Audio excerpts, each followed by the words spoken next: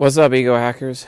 Welcome to the C.S. Joseph Podcast Premium Edition. This is the social skills episode for the ENTJ archetype.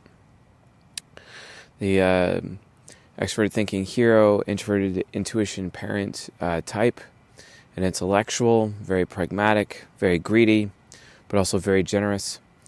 And one of my favorite of the 16 types, also one of the most misunderstood, especially among women. Female ENTJs definitely have it some of the hardest lives in Western society, and I often feel bad for them on a regular basis. So yeah, it's pretty ridiculous that that's how society is. But then again, these girls don't really understand how to even be feminine from a natural perspective. They have to be taught how to be feminine from those who understand it naturally. And that's basically the rub when it comes to women. Just like how men, sometimes have natural masculinity about them, and they need to learn from other men over time and become better and become more, etc. So yeah. So the fundamentals of social interactions for the 16 types. In all social interactions, regardless of social context, the instinct to achieve one's own cognitive origin is always present. Cognitive origins, while typically unconscious, these drives are the single most important piece of knowledge to use for skillful and dynamic social interactions. What's more important than knowing what you and others are seeking the most? The sexual agendas of hypergamy and polygyny, while more socially restricted in certain environments, for example professional environments, are also always present. And the sexual agenda can override both nature, compatibility, and nurture simultaneously. Extroverted octagram, which is basically an Ouroboros between nurture to nature to sexuality. The introverted octagram, which is an Ouroboros that starts with sexuality, then to nature, then to nurture. So, what does that mean? So, basically, don't forget that how the sexual agenda actually works in social situations. Men, it starts with their sexuality first. They become sexually attracted to a woman, and then it gets into their nature, and their nature prepares an expression, and the expression is expressed through their nurture. Women receive that which is given from men through her nurture, and that impacts her nature directly, and then it gets to her sexuality. That's why it takes a long time for women to warm up sexually, why it's so easy for men from this perspective, and it creates an input, process, output, feedback loop, all the way down from this Ouroboros. Male sexuality to male nature to male nurture to female nature to female sexuality. And this is true of how it is for each of the 16 types. There's no ifs, ands, or buts about it. That's literally how it works. So make sure that you keep that paradigm or that dichotomy or multichotomy, I guess, polychotomy, I don't know, basically in mind when you're considering social skills, of the 16 types, because social skills ends up playing in. The pickup artist would have us believe that, he's got game, but really all game is just social skills, right? That's all it is. It's just social skills. So, and here's the thing, though. One thing to mention, though, is while it's important to understand your social skills from a general perspective, if you don't have mastery of octagram and you don't have mastery of nature, at least understanding how your nature soft locks other people's natures and how your nurture impacts other people's nurtures and how they can receive you and how they can send to you and how you can receive them, you're going to have a very lonely life. If you want to have a very unlocked life, I suggest you gain mastery of both nature and nurture as soon as possible. And that's why we've prepared these resources for you to that end. Okay? So many suffer socially due to their ignorance of other people's types and what other people are seeking. And many suffer from the brainwashing which blinds the realities of intersexual dynamics. Masculinity, femininity, and polarity are driving forces in all human interactions. Individually, becoming aware of our social blind spots, for example, trickster, demon, etc., and leveraging our innate social gravitas, cognitive origin, parent, etc., is vital in cultivating social skills, trusted connections, and personal success. Don't forget that the human race is ultimately social, and without the human race being as social as it is, we're not really going to have any success in life. And it's so funny to me because the ENTJ, while it is another triple pragmatic personality type, these types like the INTJ think they can do it all alone, and these are the types that actually end up need to learn how to rely on others in order to get success, especially from the ENTJ point of view, because they are all about legacy. They're part of the body temple, and as a body temple type, it's entirely necessary for them to be aware of those issues. How are they going to be able to have a legacy without having the social skills to develop relationships with others? They really can't do it all on their own. Oftentimes they think they can, and that's why ENTJs naturally suck at delegation. And they need to spend a lot of time practicing delegation throughout their life. It's absolutely critical. So the negative social perceptions of ENTJs in general.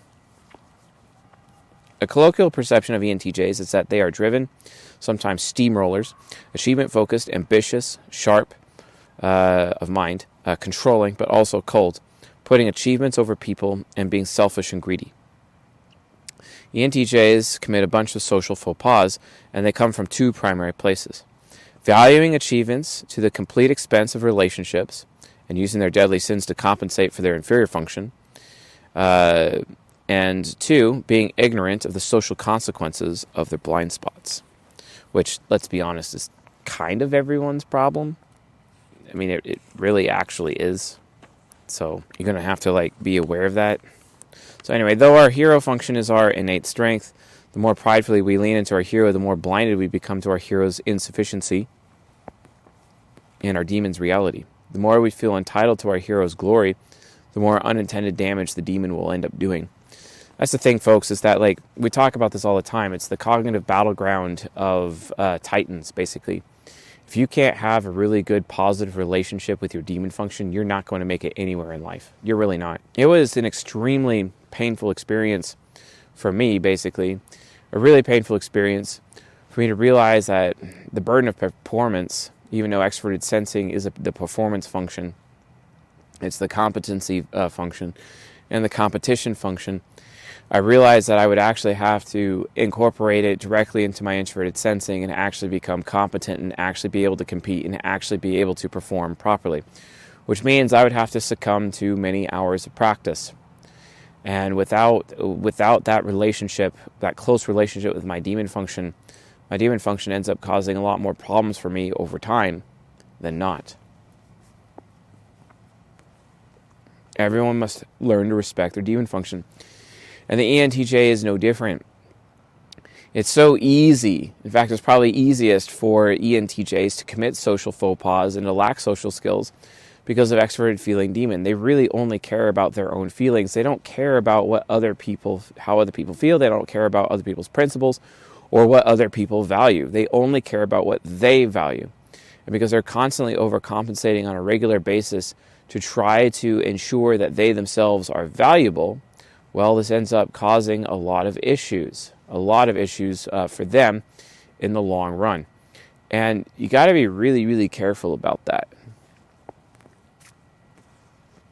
Really careful as an ENTJ, because oftentimes your achievements or your systems or whatever you're creating or whatever you're trying to leave behind, oftentimes you spend more time looking at numbers than you spend looking at people. And then oftentimes you even forget that it's actually for people, or you forget that people are your customer, or people are who you are ultimately serving, or who your legacy is supposed to serve.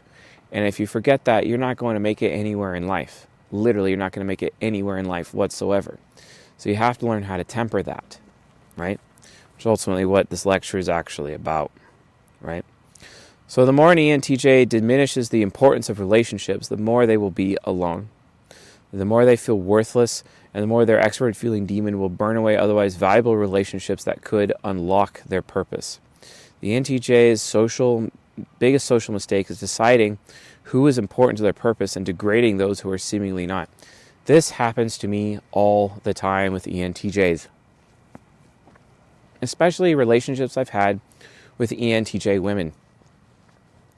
The ENTJ women oftentimes make it about their legacy instead of making it about my legacy, right? And oftentimes when let's say I go on a date with an ENTJ woman, or I'm starting out a relationship with an ENTJ woman, it always happens, but they want me to like move to where they're at. They want me to be supportive in their career. They want me to be the stay-at-home dad on a regular basis. It's gross. It's entirely gross. And oftentimes ENTJ women present themselves to me as basically unleadable, which is non-feminine basically. And to be fair, that really bothers me. It bothers me so much that oftentimes I won't even deal with ENTJs. The other thing is too is that ENTJ women, like, they love to cheat. They really love to cheat.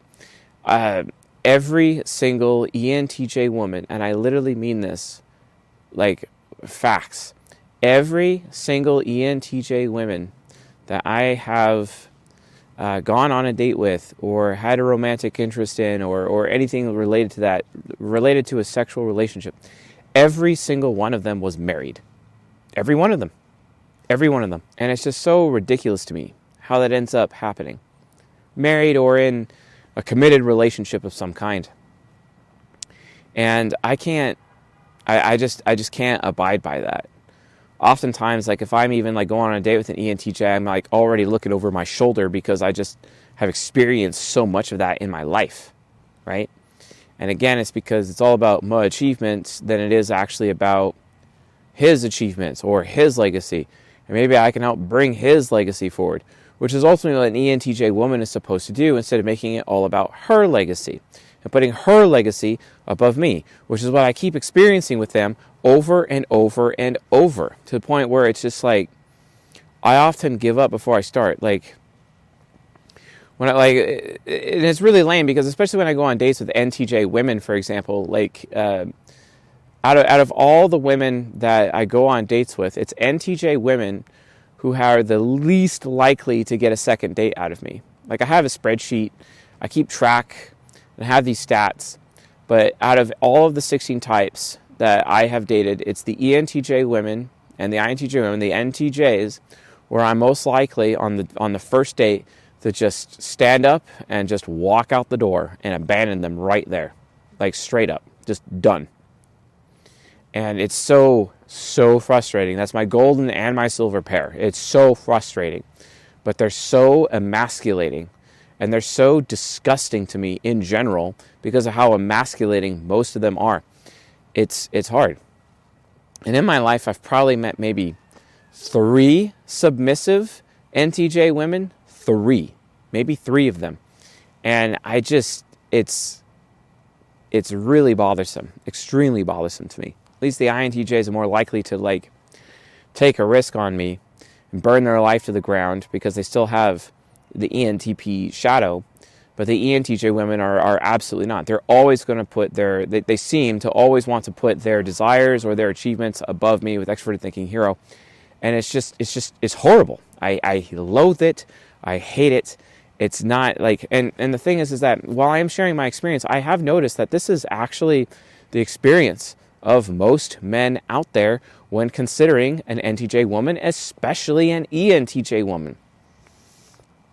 In the United States of America, young ENTJ women are just so career focused. Like, they want to have it all. They can't deal with the ego, their ego investment of they can't have it all being like true. They just can't deal with that. And they're not interested in having a truth teller like me just be like, hey, that's how it's going to go. You know, welcome to Chaseland. Chaseland works a little bit different in here. And it's so funny when I have women getting in my face and telling me, it's like, well, how is it, Chase, that you operate this way, but everyone else in the whole world operates a different way? And I'm like, well, because that's how it works in Chaseland, okay? And clearly, it's worked out for you. Otherwise, you know, because if it did work out for you, like, you wouldn't be on a date with me to begin with. You might want to think about that, right? But, oh, no, we can't do that. You know what I'm saying? And it's just so frustrating. So what they end up doing is that the ENTJs end up realizing that I'm not important for their purpose. I'm not important for their legacy. So I end up being degraded by them entirely. Not even a priority. I end up just becoming like neglected or taken for granted. especially with the NTJ women, ENTJ woman, she's still a pirate, take what you can and give nothing back. She has this thing where she's entitled to my time, attention, and resources without actually expressing any gratitude or appreciation via actions or words for what it is I actually do for her. So she just comes off like perpetually entitled, which is another social faux pas that they make. And it's just like, what the hell is your, ladies, stop doing this. ENTJ men are a little bit different. They are either entirely intimidated by me and won't actually take the time to interface with me and see or pick my brain and see what I can do for them, because they're aware that if I do anything for them, oh yeah, I will come to collect. I don't just give out those favors for free anymore to ENTJs. ENTJs have been marked in my life, where I understand that when I'm dealing with them, I better be getting something out of it, because they will take. That FI inferior is so hard to deal with sometimes. They will just keep taking, and they just don't care. They don't care. And trying to find one that is consistently generous is absolutely a requirement, and it's not entirely needed and necessary. So other ENTJs are prone to seeing, or other people who are not ENTJs are prone to see that as the flaunting of achievements, as ENTJs are prone to do. And it's often a cover for their deep insecurity of being worthless or feeling not good enough. So just because you as the ENTJ value it doesn't mean other people will value it. And it doesn't guarantee that it's actually valuable. It's so interesting to just watch S.E. Child just assume how original it is all the time. Oh my God. It's so frustrating. Because that any critic thinks it's so original when it's actually not. Or if they think because I'm doing it differently, or because I'm divergent in some way from culture, that must mean I'm on the right path. Wrong. That is your introverted sensing trickster talking to you. That's not always true. Sometimes to be original means you have to discover what has been done, even so far back as ancient times. And that would make that the originality back then, not with you. Okay? It's the original idea. You're not the originator. You are not the origin. You're just discovering the origin and putting it to use for your purpose. Stop trying to convince yourselves that you're original. You're not. And it's another social faux pas that you guys always do. It's so frustrating. So just because you value it doesn't mean other people will value it, and it doesn't mean that it really is actually valuable. So socially, ENTJs should be careful of denigrating and degrading other people's contributions and values. Which, guess what? Happens to me all the time. It happens to me all the time with them. I hate it. I really hate it. At times it gets really intolerable. And I'm just like, what the hell? It's really, yeah. Performance and achievement, extroverted thinking, and extroverted sensing are mostly valued by people who are using you. And what's really sad? It's sad when ENTJs are not aware of people using them. But it's even sadder when they are aware that people are using them, and then they use that as justification to steal from those people later. Because it's like, hey, I am going to let them take from me right now. I know that they're using me right now. But my anti-parent will be able to take even more from them later. That's fucked up. And another social faux pas of these people. It is insanely frustrating that they allow this to happen over and over and over. Who wants to live life like that? Sounds like bullshit if you ask me. What the hell? What the hell is wrong with people? What the hell is wrong with you people? Stop doing that. Seriously, stop doing that. So the people who want to be loyal to you, ENTJs, are looking for a vision to get behind, anti-parent, and not impulsive status chasing. My God, my former best friend, he was a body temple wayfarer, and before he killed himself, and that's all he cared about was status chasing. And it was the worst thing in the world. He would sacrifice so much time, attention, and resources that other people gave him, that he would take or steal from other people just for the purpose of elevating his status over and over and over. Oh my God.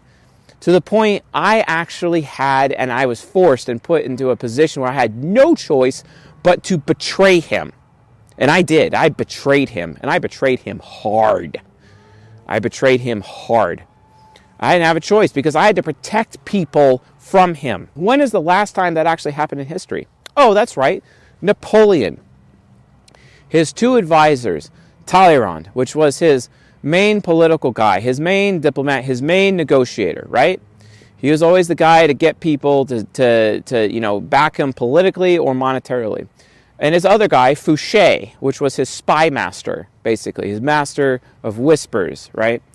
But both those two guys got their heads together and realized Napoleon was bad for France and bad for the empire and bad for everyone, so they conspired against his back to get rid of him. Then they conspired to bring him back because what replaced Napoleon was even worse, and then they brought Napoleon back again, and then they betrayed him again afterwards, after they got what they wanted out of him. And in that situation with my friend, I was his Fouché. I was his spy master, basically. And I had no choice but to backstab him. It became a duty of mine to protect other people from him using them to just elevate his status, which is ultimately what Napoleon was doing in France. And he ended up screwed. He ended up on an island marooned, and then he ended up losing Waterloo and entirely set up for failure. That's why. Really horrible. So the blind spots. Our primary blind spots are from the demon and the trickster functions. For the ENTJ, their first major blind spot is SI trickster. A big problem ENTJs face is attaching their loyalty only to the things that they want, or they give their loyalty only to the people or places who help them gain status, without necessarily considering if they are being looked out for as a result. Because, folks, it's so unrealistic. ENTJs are so unrealistic about this, they don't even realize it. They don't realize it because, are those people really loyal to you, or are those people really just using you? Are they just along for the ride? It ends up happening to ENTJs all the time. At first, Talleyrand and Fouché, they were hella loyal to Napoleon. They absolutely were. But then after a while, they figured out he was just using everybody for status. And then they had no choice but to betray him, which is sad, which is really, really sad. He was an NT. When NTs take over society, they become dictators. Well, guess what? Napoleon was the same thing. Absolutely. SI Trickster must learn that there are some habits and some disciplines that transcend all kinds of success. And one of those habits, ultimately, is engaging in relationships, even if those relationships are not explicitly attached to their success.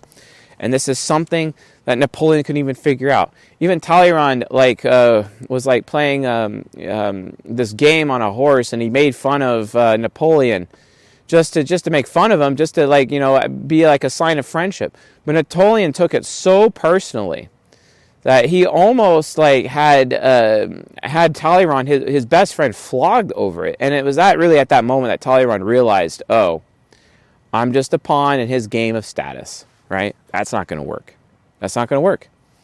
And ENTJ's other big mistake is using their power only for their own purpose, instead of finding purpose and helping other people achieve their purpose. That's another thing. ENTJs consistently put their purpose above everyone else. And I already talked about how women have done that in my life, and also men have done it in my life as well. And then all of a sudden, I had this one ENTJ guy that I was helping out. I helped him out. I gave him advice for about a year and a half. We were very, very, very close friends. And then all of a sudden, I realized that I was just being used as a pawn in his game of status building, and I just literally withdrew all my time, attention, and resources from him. You know what's interesting about that guy? He is stuck. I advanced his life and I advanced his career many, many years forward, directly as a result of my influence in his life. Ever since I stopped influencing his life, ever since I stopped giving him access to my mind, ever since I stopped doing that, guess what happened? He's stuck. He hasn't advanced. He's actually, in some ways, gone backwards in his life. He hasn't grown at all. He is stagnant. And he's no closer to achieving his legacy than he was before. I moved him leaps and bounds in his life, but then all of a sudden I realized what was happening. I even called him out for it. And then basically I had no choice but to abandon him, and he's stuck. Don't let that be you. Don't let that be you. It is your responsibility, ENTJs, to use your FI inferior and show some freaking gratitude to people in the form of generosity. I love receiving ENTJ generosity, but it is extremely rare. I've only experienced it a few times in my life. Only a few times. And that's really frustrating. Shout out to Lazy Boy Genius, an ENTJ, who spends his time in the Ego Hackers Discord server giving back by helping moderate the Discord server. That's an example of an ENTJ who is giving back, who is being generous, and I'm very grateful and very thankful for that. But for some reason, other ENTJs in my life, they just don't do that. And I'm just like, what the hell is wrong with you people? You need social skills, okay? It's really frustrating. The principle that ENTJs must contend with is about their origin, purpose, and Jesus' words, he who seeks to find his life will lose it, and he who is willing to lose his life will gain it. The ENTJ who is worried only about his own purpose will be ousted by others, and they may steal away other people's purposes as well. But if they're willing to anti their purpose for the sake of other people's purpose, they may realize that their purpose is actually intertwined with their other people's purpose, such that they can all reach their individual purposes together. Wouldn't that be nice? Purpose is found when you help other people discover their purpose. Oh. Probably the most important thing I've said in this entire lecture. So what is the ENTJ's highest social value? What are the social expectations for ENTJs? Societal expectations are complex for ENTJs as they are not affiliative. They are naturally pushed against expectations. So what do other people want socially from an ENTJ? Do they want a great show of your extroverted thinking hero? When ENTJs overindulge their extroverted thinking hero, they get achievements that no one else values. That's a problem. Do other people want to watch you conquer your fears of your FI inferior and become expressive artisans with an excellent craft? Maybe. Do they want to watch your extroverted sensing child play with the divine performance and make you comfortable? None of these things are the highest value that an ENTJ can provide socially. But for some reason, you all think it is. For some reason, like I had a sexual relationship with an ENTJ woman. However, she moved on with her career. She had to move across the country. We never actually broke up or nothing. She just had to take off because her contract changed. And then she got a new contract somewhere else.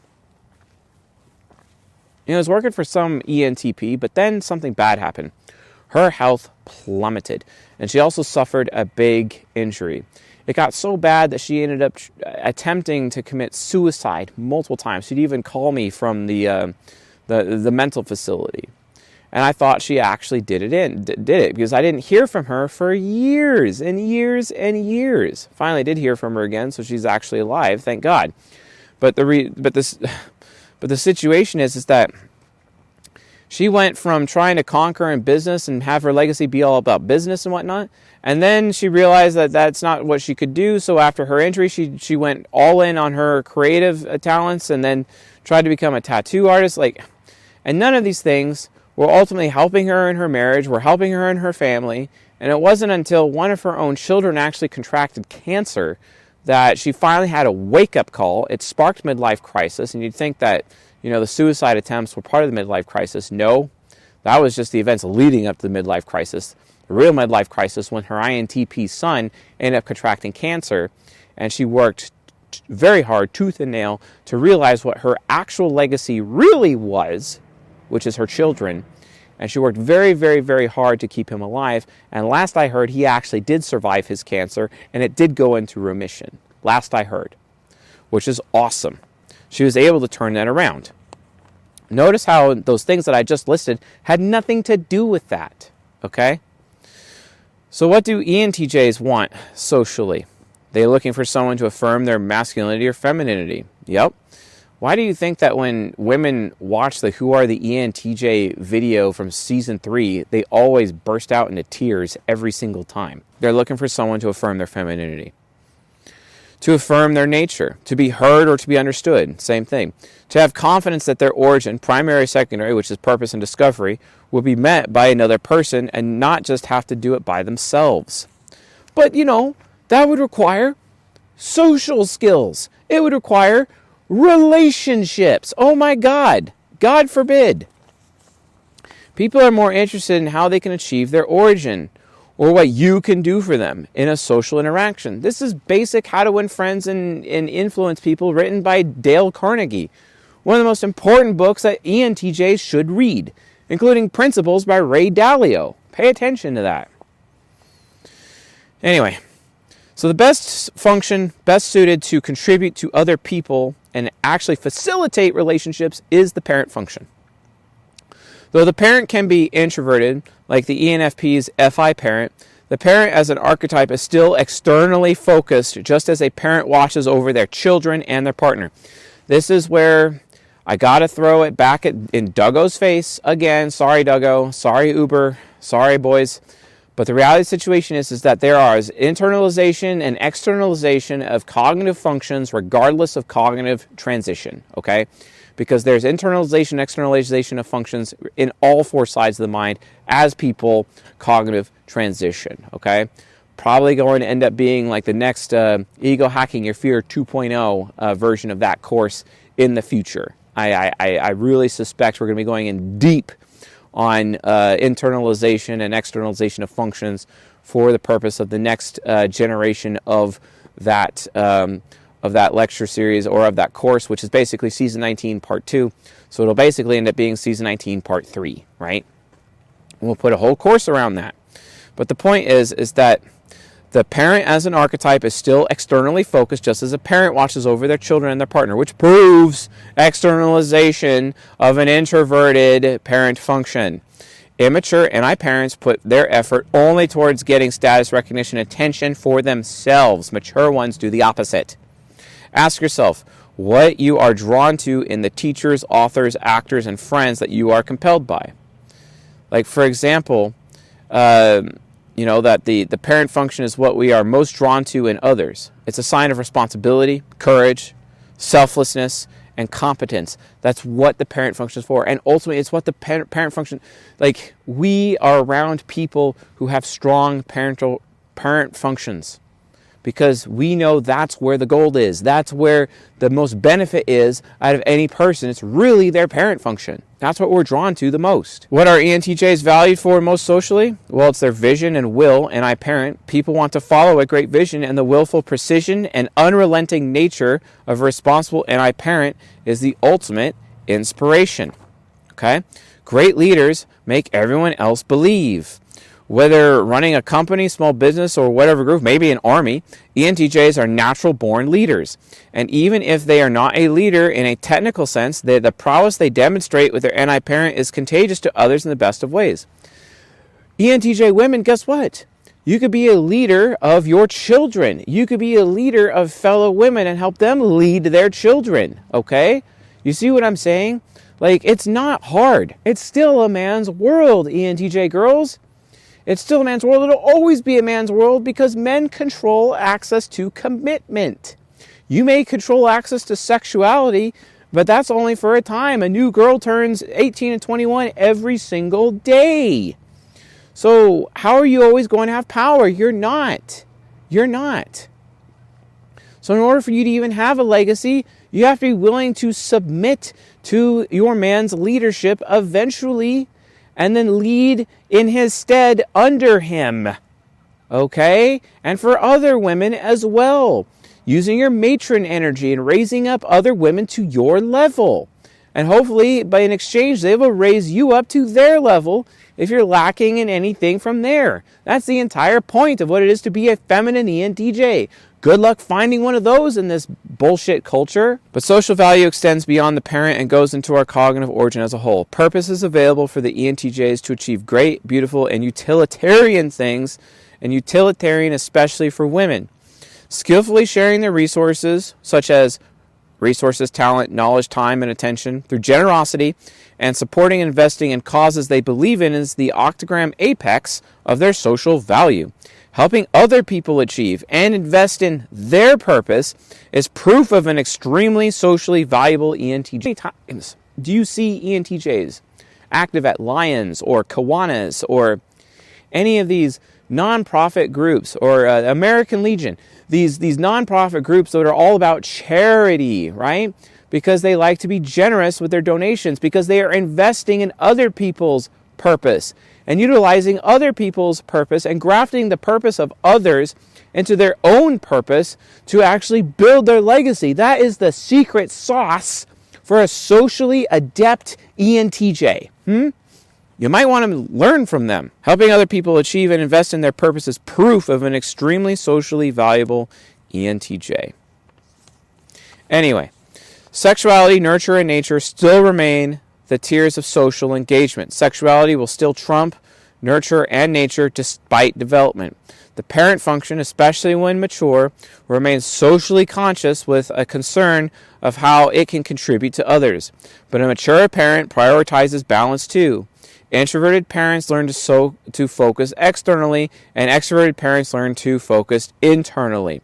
Moving from teenager to parent means skillful balance in how we apply our parent function.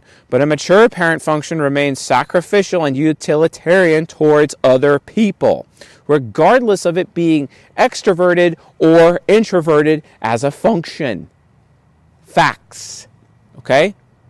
The NI parent's development does not happen in isolation. The development and integration of our other functions is vital for achieving the heights of our social value and success. See Ego Hacking Your Fear course for more. If you don't have that course, egohackingyourfear.com. Right? Seriously, folks, it is absolutely critical you ENTJs understand these concepts. It is critical because without that, you're not going to get anywhere. You're not going to get anywhere in life. You have to have relationships. You have to learn how to invest in others, right? And you have to practice your investment, whether or not you're going to get return on investment or not. And having this entirely high expectation of return on investment, well, here's the thing. I know that if you invest in someone who's not going to give up, you may not get a timely return on investment. You will get a return on investment. You may be dead before you see a return on investment, but that return on investment, guess what? Counts as points towards your purpose. It counts as points towards your legacy. You as ENTJs need to understand this concept.